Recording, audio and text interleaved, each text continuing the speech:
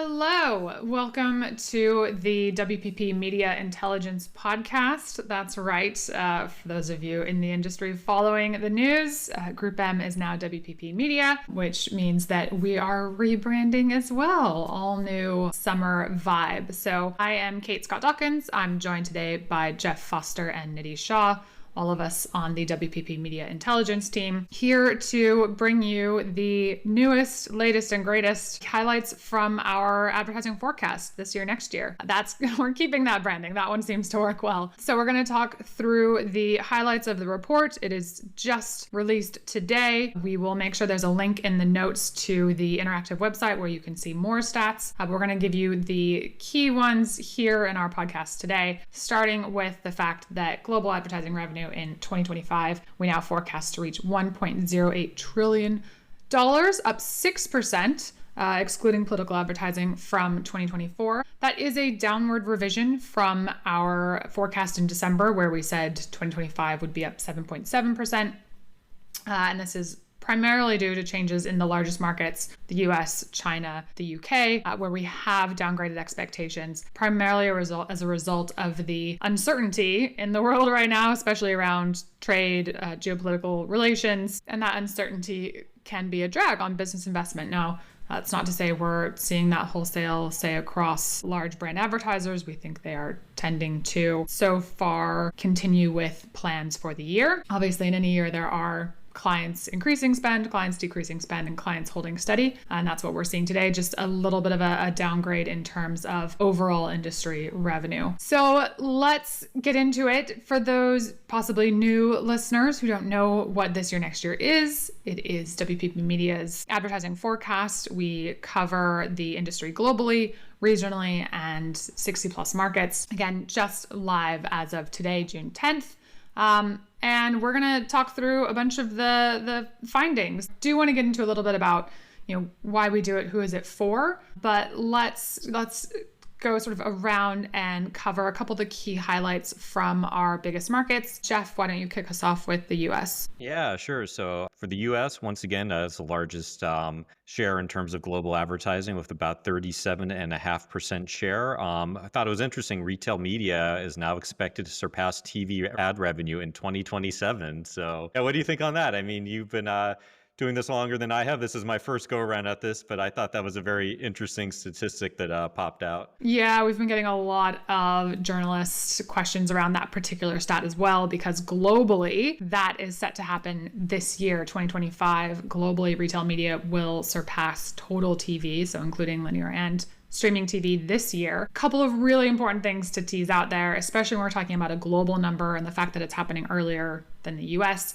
That's really heavily driven by China, where retail media is more than 30% of total ad revenue in that market. It's a big number. It's the largest retail media market by far. And then the other thing I think to tease out is, and we talk about this in the report too more broadly, the difference between, say, the top 350 large brand advertisers and the rest of the market. So it's not necessarily true that the same companies that are spending heavily on retail media are all the same advertisers that are spending heavily on TV. It's not necessarily I'm moving money from TV to retail media. There are a lot of advertisers, Asia-based manufacturers, D2C companies that are advertising on retail media, but maybe not necessarily were advertising on TV previously, right? Yeah, no, exactly. I think that's a really good point. And I would say, just pouring through all the data and speaking to all our colleagues around the world, I would say the one word that pops in is resiliency. It's it's really, I think it's really interesting to see that, despite all of the uncertainty out there,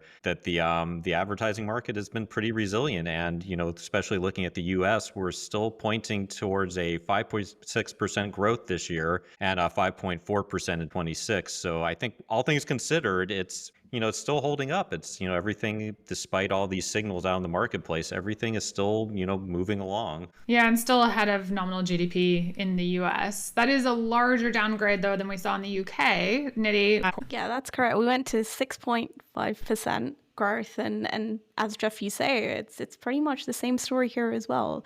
Resilience, despite all the ongoing uncertainty we've got in the UK impending advertising regulations kicking in January 2026 on the less health food or drink. Really what we're expecting to see here is, kind of retail media and search alongside streaming being the fastest growing segments within this advertising bracket. So is that a similar story in the US as well? Yeah, I would say it's a very similar patterns for what we're seeing. I mean, of course, there'll be some nuances across the markets, but very, very similar. And, we're hearing things we've teased out in previous episodes of the podcast, but, sports continuing to hold television together, continued growth across all digital platforms for the most part. And as we've kind of teased out as well, surprisingly resilient, using that word again, in out of home, especially here in the US. I think one of the things that our listeners may be surprised to hear is how well search is continuing to do. So globally, we have that at 7.4% growth for 2025. Now, there have been stories, of course, about Google's antitrust trials. There are stories about more search type behavior happening on AI platforms like ChatGPT or Perplexity. So I think this is a great time to talk about how we have really reimagined the way that we group media channels and talk about media channels in this year, next year. So we're calling it our new taxonomy for this year. We've broken down things at the highest level across TV, which included both linear and streaming TV, audio, which included terrestrial and streaming audio, and so on and so forth. We had out of home, which included digital out of home, newspapers, magazines, and then digital, which was this big bucket that included things like search and retail media once we added that in 2022. And then our primarily social, what lived in our other digital bucket. But as digital has gotten so large, right, we're talking now it's more than 72% of global advertising revenue, if you bucket it that way, growing still extensively into future years, which means that it felt slightly less helpful to define media in this way for our clients, where pretty much everything is becoming digital. So this year, for the first time, we have shown ad revenue primarily under our new set of 4 buckets that we're hoping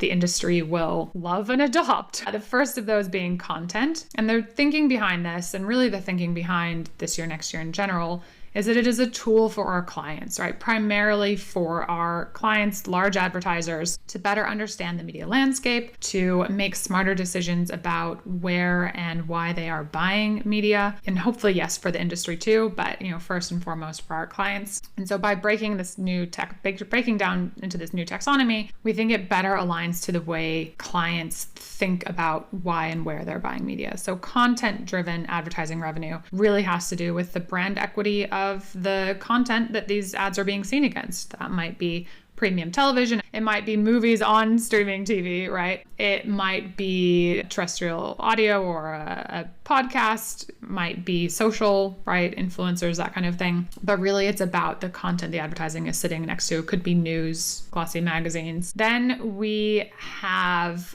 commerce as a bucket. So this is slightly broader eventually, and we'll be continuing to develop these new taxonomies as we go forward. For now, commerce is primarily retail media, right? Which means advertising revenue from retailers and last mile delivery companies. But the idea is that it will also include anywhere that the main goal of an advertiser is to see how media ties directly to purchases. So it includes things like Expedia and TripAdvisor and Booking.com. And also then the new upstarts on the financial services media networks like JP Morgan, PayPal, those companies as well, right? But it's really there about commerce data tying media to purchases, whether that's of services or hotels or physical goods. The next bucket we have, and this is where we're coming back to this idea of search, quote unquote, being resilient, we have termed intelligence. And this is really an expansion of what has been search advertising into intelligence. The idea being there that the reasons advertisers want to buy media in this category is to be surfaced when people are looking for information. And yes, we know search as an action takes place already in social. We capture that in our other digital social bucket. We know that search as a sort of action happens in retail, we capture that in retail. So search as a term was becoming less useful as a way of being very distinct and clear about something. Intelligence has also sorts of other issues, being that it's so close to artificial intelligence. I think that makes sense given where this category is headed, right? It is about organizing the world's information at a general sense, not just within a single app like Amazon, right, where you're looking for a product, but just more generally. It will include things like Perplexity. It will include things eventually if additional AI platforms like OpenAI start to report advertising revenue. We'll include those things as well. And then the biggest companies, Google, Microsoft, Naver, all of those are still incorporated within intelligence. And then location being the last one, where the motivation for advertisers, we believe, is about the place where people are seeing this advertisement. So cinema, for instance, out of home, those being the major ones. And then we're also including in there hotel media networks and airline media networks, because those are distinct places where people see media. And we've been rolling this out internally over the last week. What are you guys hearing, or what do you think the reception has been to reorganizing in this way? I mean, I think it, from what I've been hearing in my conversations, it makes a lot of sense. I think when, you start thinking about where we are, as, especially on the intelligence reclassification, with all the talk and chatter going on with AI, I think this, people understand that this is going to be the future. And I think that this recategorization gets people thinking that way in that regard. So I think it's good. And it, kind of makes you realize that, as you mentioned, like everything is digital now too, or has a digital component. Most people, especially outside of the industry, they might just consider that they're watching television, but in fact, it might be streaming or viewed digitally. So I think it captures what's really going on in the advertising and marketing industry. And it helps define these, so to speak, old school, the old channels in a better way. So I think, I think as all the lines blur, at least what I've been hearing is the feedback has been very positive. It's pretty much the same in the UK as well. Strategically, if you think about how you look into these channels from an advertiser perspective, you're talking about these keywords: location, content, intelligence, and the rest. So it makes sense, especially where, like, in the UK, for example, the concentration of digital advertising is going to really reach over that kind of nearly 90%, over 90%. So, it just doesn't make sense to talk what's digital, what's not. It makes more sense to talk in strategic themes, especially the kind of future looking to in advertising. Yeah, and it means the largest segment becomes content-driven advertising, which I think feels natural and expected to everyone. That's 58% plus of total media globally. So it's the largest share. And then you get into intelligence with search and commerce with retail, location being the smallest still. So check it out. Let us know. Hopefully, as I said, there's going to be a link to the interactive site within the show notes. What else? So we talked about how retail media is expanding. The other thing I think we touch on pretty heavily in the report is this ongoing shift from professionally produced content, on the topic of content, from TV studios, music studios, cinema, to more user-generated content or amateur content. Now you can get into all sorts of debates around if someone receives a single dollar of advertising revenue, does that make them a professional? We're trying not to get so bogged down in each individual creator, but more so looking at a platform level of which platforms and companies are earning the majority of ad revenue. And we're saying that for the first time, excluding China-based companies and China-based ad revenue, that advertising revenue on user-generated platforms and from user-generated sources will surpass professionally produced content for the first time this year globally, which is also, I think, turned a lot of heads in terms of what we're talking about there. And it has happened relatively quickly over the last 5 or 6 years, really. Nidhi, you also did a little bit more work. When we're talking about that stat, it is strictly advertising revenue. Obviously, there are a lot of sources of revenue for influencers, creators, people on these platforms beyond advertising. Why don't you talk a little bit about what that means in the larger sense of the creator economy? Yeah, I think we've always discussed in T1Y how lines are becoming increasingly blurry, hence the kind of new categorization and rethinking how we bucket things. And that's the same for creators. You've got different definitions, different sizes across the market. So, the way we look at it is kind of our figure, which is at about $184.9 billion for this year, includes things like brand partnerships, sponsorships, and kind of the platform-based advertising revenue. And I think there's a lot of spoken about creators in general, that kind of growth, especially post the pandemic. But what does that mean, as we look in the year ahead or year or two ahead, right? There's intensified competition for user attention, which is likely to grow, especially as, advanced AI tools make it easier to make content.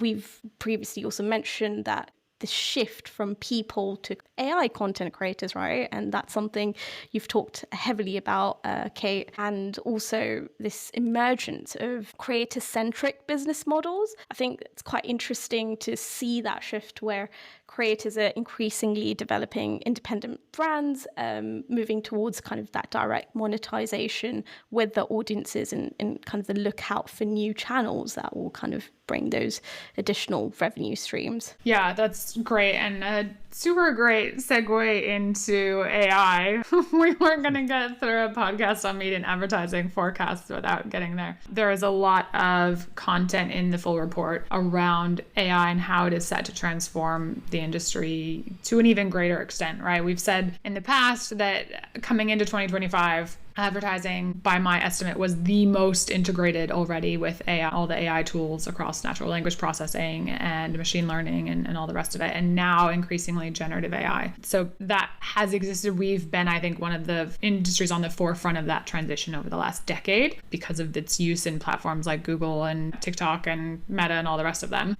And now we are in this new world of large language models, and their prevalence and consumer uptake has really picked up. And so what does that mean for advertisers now going forward? Now, the full text and data from the report are exclusive to WPP clients and WPP Media clients. And there will be some that we release externally as well. I think what we do want people to take in mind, what we will publish more widely, are some of these thought starters around AI and what it means for advertisers. There are some key questions around information asymmetry. So that is, as large language models suck up and AI companies suck up all of this information, and they're increasingly moving into areas like providing shopping recommendations. That could be reviews, that could be prices, inventory, stock levels. What we haven't seen yet necessarily is the prevalence of data and information coming back the other way. What's shared with advertisers as a result of this, which I think is a key watch out for our clients in terms of where this goes, and something I expect to be talked about more over the coming months, are sort of partnerships and deals and hashing some of this out, where that goes. We are also talking about, you mentioned the shift, Nidhi, from user-generated content to machine-generated content, which is something we've been talking about for a while. What does that mean for sort of the business model of the internet, really, the business model of the World Wide Web, if there are fewer and fewer reasons for people to visit websites and more bots are visiting websites? Now, and that may not be all bad, right? It used to be that if you had a lot of bot traffic, that meant fraud or that meant something bad. When we get into an era where bots are potentially making purchase decisions as a result of people using these digital agents to say, I need a black dress for a party next week, don't spend more than this amount, or it should be this length, or whatever that is.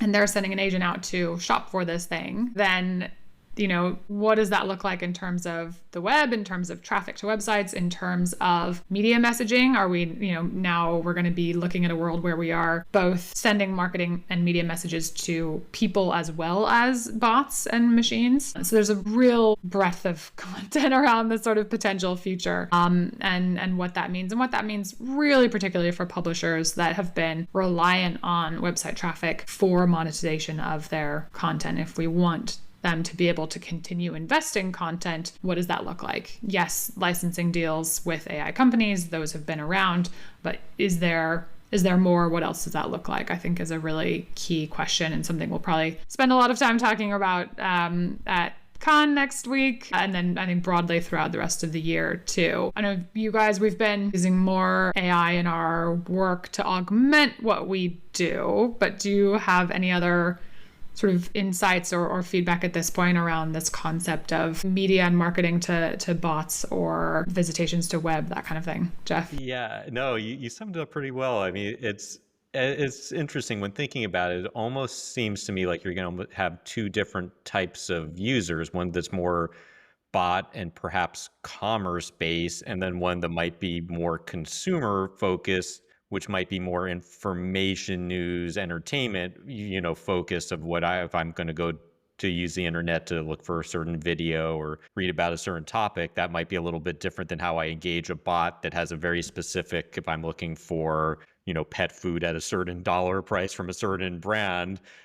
I think it's going to be very interesting just to see how that goes. And then, as you mentioned, if you have these different bots and these different agents, what type of content and marketing material is that looking at? Does it send you a summary at the end of the day that has a picture of a product that you express interest in, or a review of summaries? And that raises the transparency question of where are these summaries coming from and these reviews. And so I think you're going to see, there's a lot that still needs to be worked out. We're still very much in the very, very, very beginning stages of this. And then, of course, that also poses the question on the other side of the issue of when you're viewing content, and are you just, are individuals going to just see more and more tailored content based on whatever that the algorithm or the bot or your agent is feeding you? So I think it poses a lot of interesting questions. I'm not sure if the industry has all the answers quite yet, but I think we're getting there. At least we're thinking about it. I think I agree with both those kind of opinions as well. I think just thinking from a consumer perspective as well, the ability to think as well with the kind of automation that is coming into play, at what point does the kind of agent take over? And, I'm persuaded by the agent to think about things that I might not have thought about buying or, content, etc. I think that's there's a fine line, which, as Jeff, you mentioned, the industry is yet to figure out. But as with tech, it comes sooner than we expect it sometimes. So something we're all keeping a close eye on. Yeah, I think that's exactly right. And it's something that I write about a lot in the report, and I think leave people with as a conclusion is, especially for advertisers, this is the moment. This is the moment where this technology, especially AI and chatbots and large language models, is taking off. And we have an opportunity within the advertising industry to try and shape at this point what the key incentives are. And as we're training these models with reinforcement learning, how are we reinforcing them? What actions are we reinforcing? How are we building in trust and transparency and explainability? Because I think the potential danger is it sort of repeating what's happened in the past, where we didn't think through potential incentives and KPIs and things like social media, for instance, where very early on, sort of the easy thing to do was look at time spent with social media as a way of increasing ad dollars or attractiveness of a platform. Levels of engagement that have frankly now been brought up, I think, in some of the critique of some of these social media sites around polarization by getting people, because that's better for reactions, or things like notifications getting you to come back to the site and stay on longer and longer and longer. That we're looking at now, I think, as a society, and saying, is that how we want the next version of technology and media to behave and look like? So definitely a call for all of us in the industry, I think, to look at that and think deeply about what this technology means going forward, and how can we best align it to what's good for people in addition to advertisers and the companies providing these services. Woo, that was a bit of a heady one to end on, but super important. So I'm glad that we touch on that too. There's a lot more content that we could possibly cover in a brief half hour within the report. So definitely check out the site. Send us questions if you have them. We will be doing a special episode of Media Intelligence next week. I'll be in Cannes. I'll be speaking with Brian Berner from Spotify on the beach, and we're going to have a special episode dedicated to that for next week. And then we'll be back with everyone after that. And then hopefully also taking some time over the summer, because I have not really had vacation since Christmas, so I'm overdue. I'm ready. Speaking of what's good for humans. Yes, I agree. As they're going through this process for the first time, I will say it is very intense, but very rewarding. So it's been great to be a part of it. Yeah, pretty much the same. You learn something new each time you go through the process. I've been here 3 years, and I'm always fascinated by, all the new things I'm discovering and learning, and things always evolving. So it's fun. Excellent. All right. Thanks for listening. As a reminder, the WPP Media Intelligence podcast is meant for informational and entertainment purposes only. The views expressed here are not to be taken as financial advice. If you have questions or comments for us and the podcast, please email business.intelligence@wppmedia.com. Still getting used to that one. We'll get there though. All right. Thanks, guys. Thank you. Thank you.